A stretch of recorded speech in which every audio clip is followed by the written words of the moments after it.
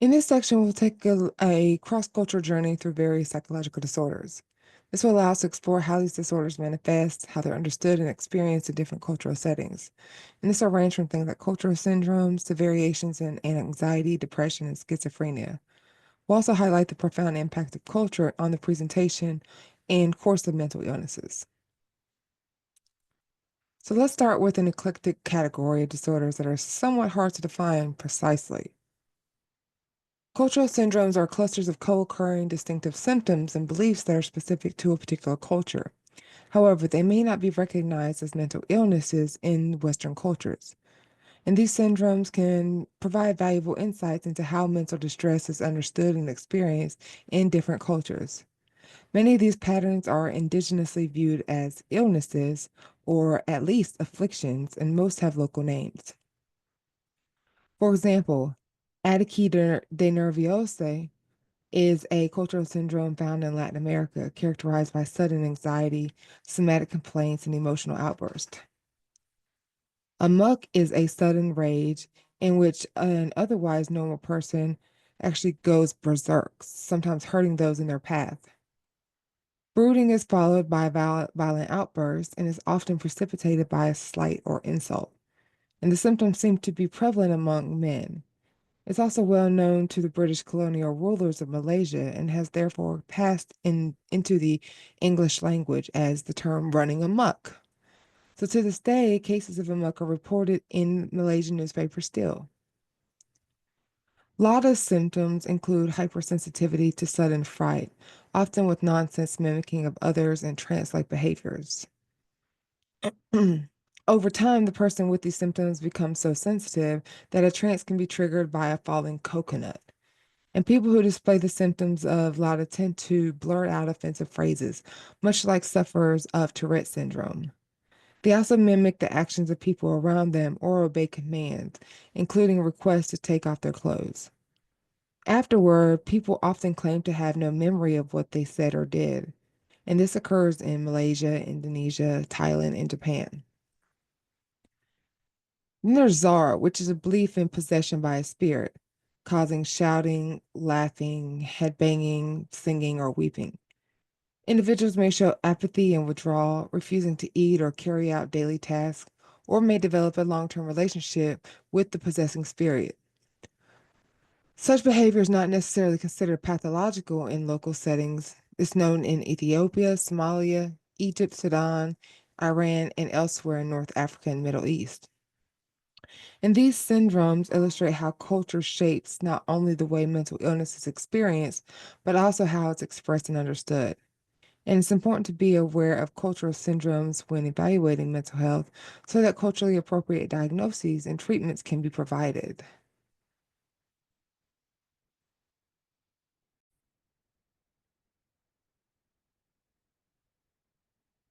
So we'll take a look at a few more cultural syndromes and talk about some of the prevalence of them. I'm also sharing links as these are discussed in detail as far as their prognosis and diagnosis, as discussed by Dr. Hari of the Da Vinci Medical Academy. And so you can see those videos there. Nonetheless, this first, or I should say, this additional cultural syndrome is Koro, and this is one that's found in East Asia. It's characterized by the fear that one's genitals are shrinking or retracting into the body. Then there's DAT syndrome or DOT, and that occurs in India, and similar conditions have been described in Sri Lanka and China. This syndrome is characterized by an excessive concern about the loss of semen, which can result from frequent intercourse, masturbation, nocturnal emissions, or urine. Individuals with Down syndrome often experience weakness, depression, and sexual problems, as well as symptoms like palpitations. It's similar to conditions known as Girion in India, Sukrapremia in Sri Lanka, and Shikui in China. And the fear of excessive semen loss is rooted in the belief that it represents a loss of one's vital essence, which can be perceived as life-threatening.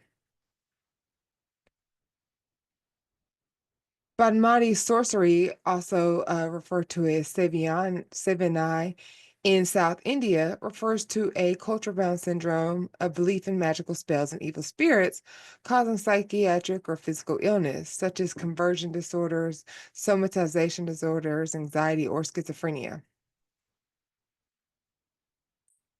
Susto is also another cultural concept of distress that's found in Latin American cultures.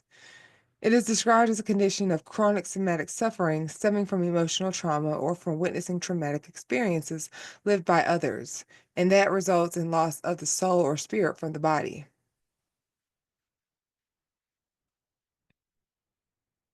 And then there's supernatural and shape-shifting creatures. So, Wendigo psychosis is characterized by delusional beliefs and compulsive desire for human flesh, rooted in the Algonquian myth of the cannibalist. The Wendigo is a malevolent, cannibalistic spirit, often depicted as a gaunt, emancipated figure.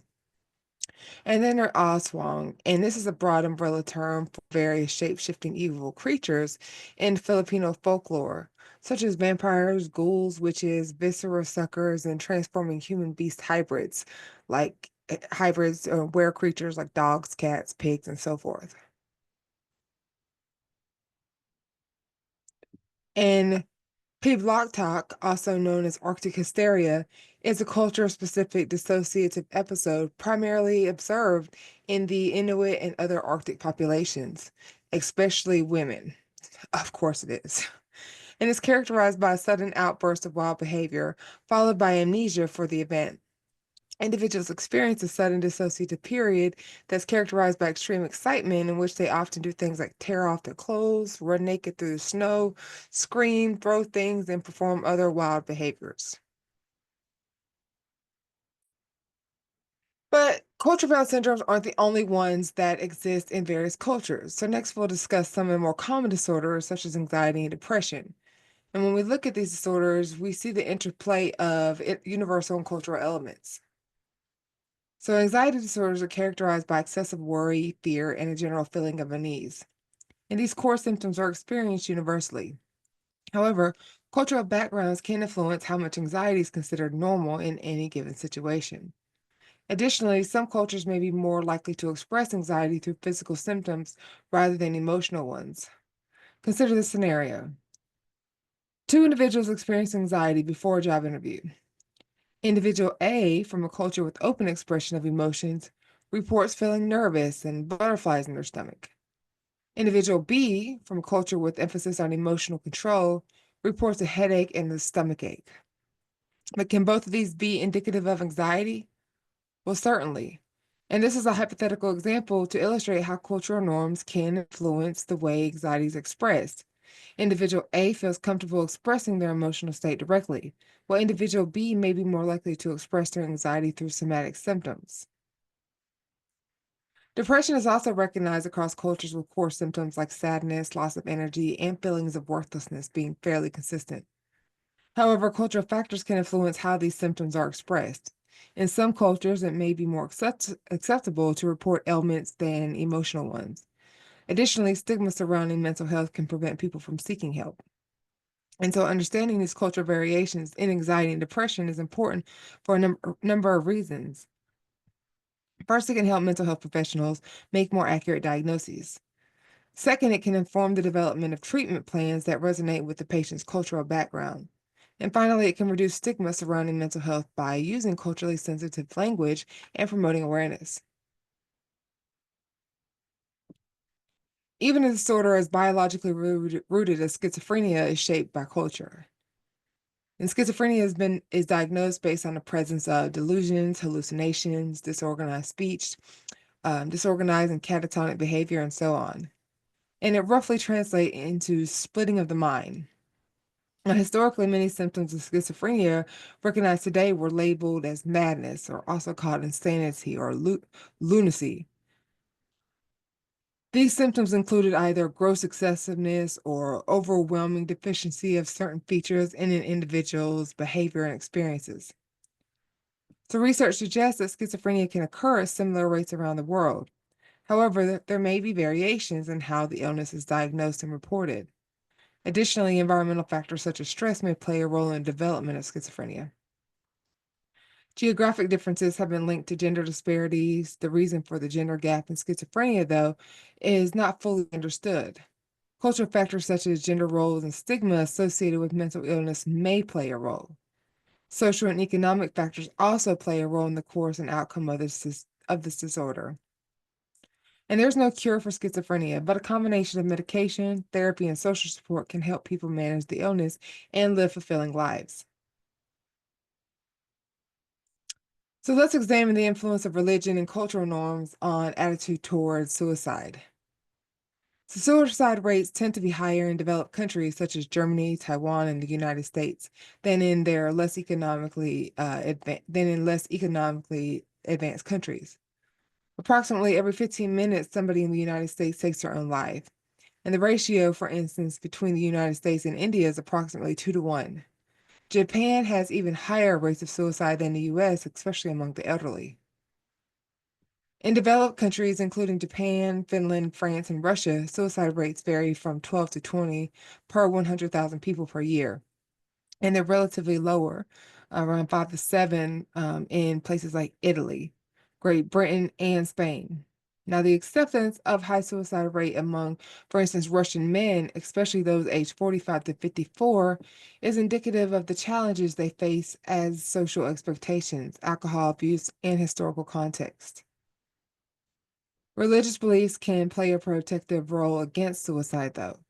Individuals who hold strong religious beliefs against suicide may be less likely to attempt to take their own lives.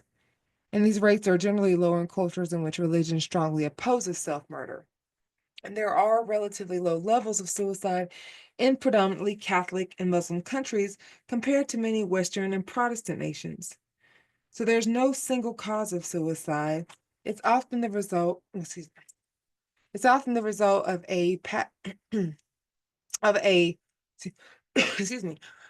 There's no single cause of suicide, as it's often a result of complex interaction of factors, including mental health conditions, substance abuse, and social stressors. So next, let's discuss personality disorders by exploring what they are and how they're diagnosed, and of course, how culture can influence the way they're manifested and evaluated. Now, when we consider what personality disorders are, they are a type of mental disorder that's characterized by enduring patterns of inner experience and behavior that deviate markedly from the expectations of the individual's culture. And this means that people with personality disorders have ways of thinking, feeling, and behaving that are different from what is expected in their culture. And these patterns are inflexible and can cause distress and impairment in important areas of life, such as work, relationships, and social activities. And there are a number of characteristics that are common to most personality disorders. These include things like the pervasive pattern of inflexibility. This means that people with personality disorders have difficulty changing their thoughts, feelings, and behaviors, even when they are causing problems. There's maladaptive pattern of inner experience and behavior. And this means that the thoughts, feelings, and behaviors of people with personality disorders are not helpful to them in coping with life. The onset of symptoms in adolescence or early adulthood, such as personality disorders, typically first develop in adolescence and those early years. And these symptoms cause distress or impairments in social, occupational, or other important areas of functioning.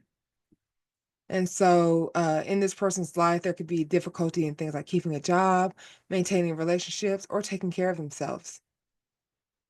So, the diagnosis of personality disorders can be complicated by other cultural factors.